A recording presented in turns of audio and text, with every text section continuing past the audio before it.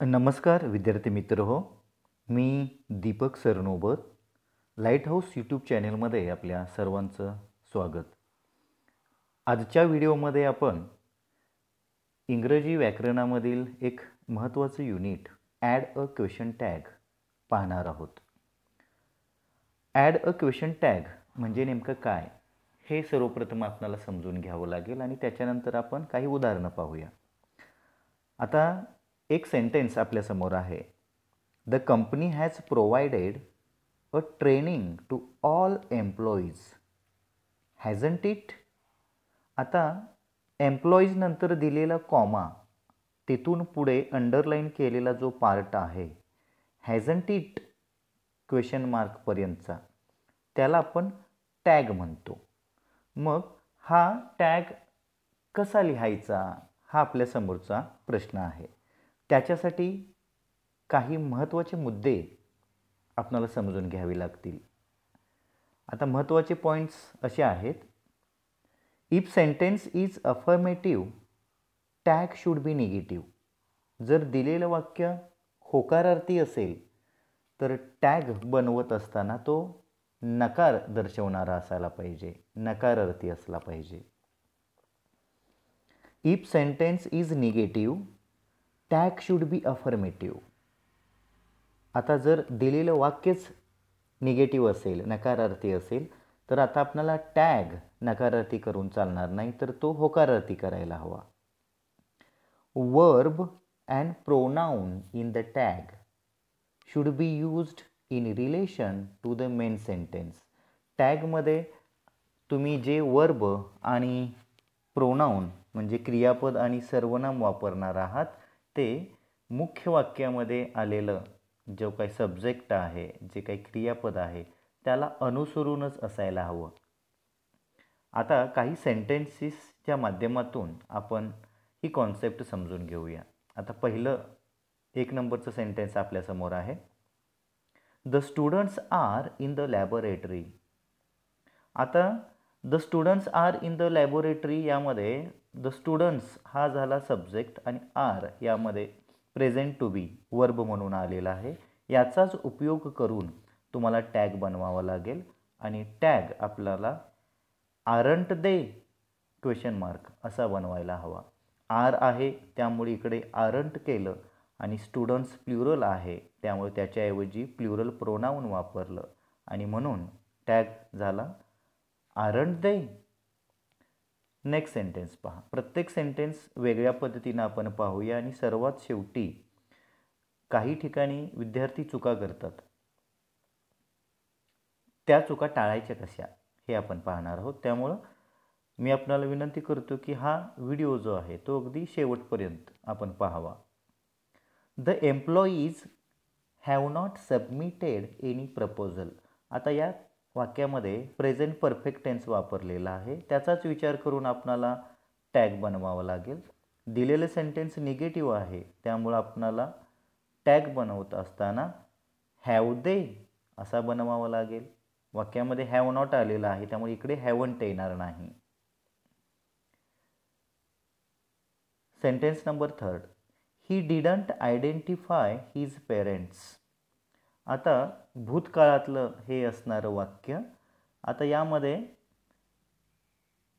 Negative प्रत्यय आहे, येतानाच pronoun आलेला आहे आणि त्यामुळं आपणाला डिड ही असा टॅग तयार करावा लागेल. शेवटी क्वेश्चन मार्क देणं हे ठरलेलंच आहे, मॅन्डेटरी आहे, कंपल्सरी आहे. आता 4थं सेंटेन्स पहा. Snehal rescued 9 men and women. आता सिम्पल पास्टमध्ये असणारं यामध्ये हेल्पिंग वर्ब काहीच आलेलं नाही. पण आपणाला एक गोष्ट माहिती हवी की सिम्पल पास्टमध्ये आपण डीडचा वापर करतो. वाक्य होकारार्थी आहे त्यामुळे टॅग नकारार्थी असायला हवा. डिडंट शी हा आपला टॅग झाला. आता काही वाक्य मी म्हणालो होतो की वेगळी असतात. आता त्यांच्यासाठी जरासं लक्ष द्या. Aditya will submit his project tomorrow. आता यामध्ये विल आहे त्यामुळं विलंट ही असं काही होता कामा नये, कारण आता विल हे अफर्मेटिव्हच्या सेंटेन्समध्ये आलं असेल तर टॅगमध्ये विलचं वोंट असं होतं. त्यामुळं हा मुद्दा एक महत्त्वाचा जो आहे तो लक्षात ठेवणं गरजेचं आहे. Aditya will submit his project tomorrow. Won't he हा झाला क्वेश्चन टॅग. चुकून ही विलंट ही असं कोणी विचार करू नये. आणखी एक असंच फसवणारं वाक्य असं असू शकतं, we shall meet the candidates on Monday. आता शाल आहे त्यामुळं शालंट आपण नाही करू शकत. शालचा जो टॅग आहे तो शांट असा होतो. सब्जेक्ट जो आहे प्रोनाऊन जे आहे ते वी आहे, त्यामुळे आपण ते रिप्लेस नाही करू शकत, आहे तसंच वापरायचं. We shall meet the candidates on Monday. Shan't we हा झाला tag. I am extremely happy by her arrival. आता पुन्हा तोच मुद्दा आहे. आय एम आहे त्यामुळे एमंट आय असं करायचं का? नक्कीच नाही. होकारार्थी वाक्य ज्यामध्ये एमचा वापर केला गेला असेल तर टॅग बनवत असताना त्याच्याऐवजी आरंटचा उपयोग केला जातो आणि म्हणून टॅग जो आहे तो आपणाला I am extremely happy by her arrival, aren't I असा असायला हवा. अपवादात्मक उदाहरणं जी आहेत ती लक्षपूर्वक लक्षात ठेवा. आणि शेवटचं, I am not interested in their scheme. आता वाक्य जे आहे ते निगेटिव्ह आहे. आय एम नॉट, त्यामुळं टॅग बनवत असताना आपणाला आर वापरायची गरज नाही. एम आय असा टॅग होणं अपेक्षित आहे. I am not interested in their scheme.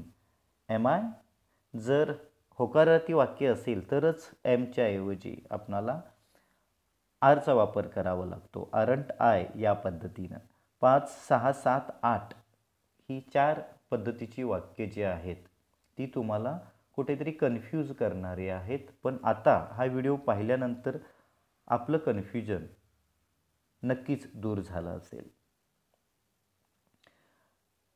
Add a question tag या संदर्भामध्ये काहीही अडचण असेल तर तुम्ही मला मेसेज करू शकता, कमेंट करू शकता. हा व्हिडिओ आवडला असेल तर लाईक जरूर करा, फॉरवर्ड करा. आपण या चॅनेलवरती नवीन असाल तर चॅनेल सबस्क्राईब करा आणि बेल आयकॉन याच्यासाठी प्रेस करा की इथून पुढे प्रत्येक व्हिडिओच्या अपलोड होणाऱ्या व्हिडिओच्या ज्या अपडेट आहेत त्या आपल्यापर्यंत पोहोचत जातील. Thank you very much.